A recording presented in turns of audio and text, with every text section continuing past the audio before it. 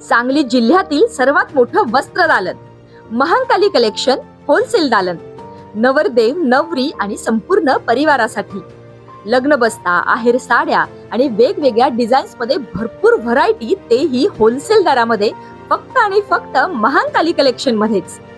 आमच्यापेक्षा भरपूर व्हरायटी आणि डिस्काउंट तुम्हाला कुठेही मिळणार नाही. तेव्हा एकदा अवश्य भेट द्या. महांकाली कलेक्शन, महांकाली साखर कारखान्यासमोर, मेन रोड, कवठे महांकाळ.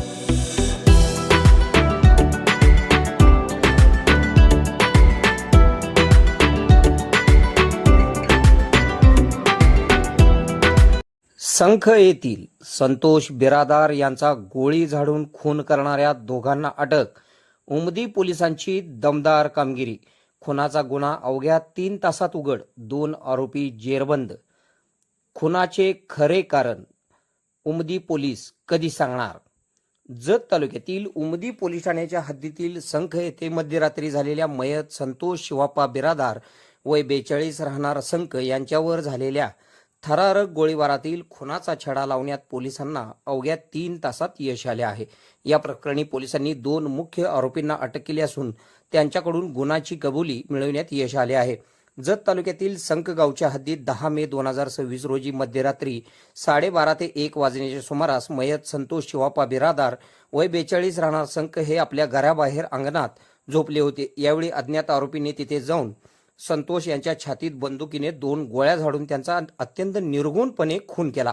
अंधाराचा फायदा घेत आरोपी शेतातून पसार झाले होते.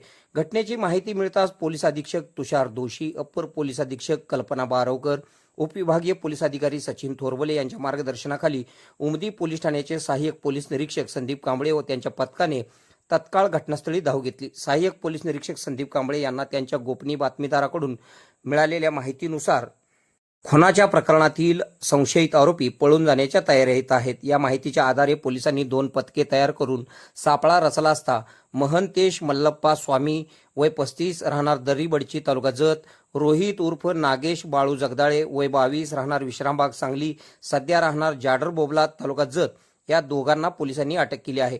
पोलिसांनी दिलेल्या माहितीनुसार अवघ्या 3 तासात कोणताही ठोस पुरावा नसताना केवळ गोपनीय माहिती तसेच तांत्रिक तपासाच्या जोरावर या गुन्ह्याचा छडा लावून आरोपींना बेड्या ठोकण्यात आल्या आहेत.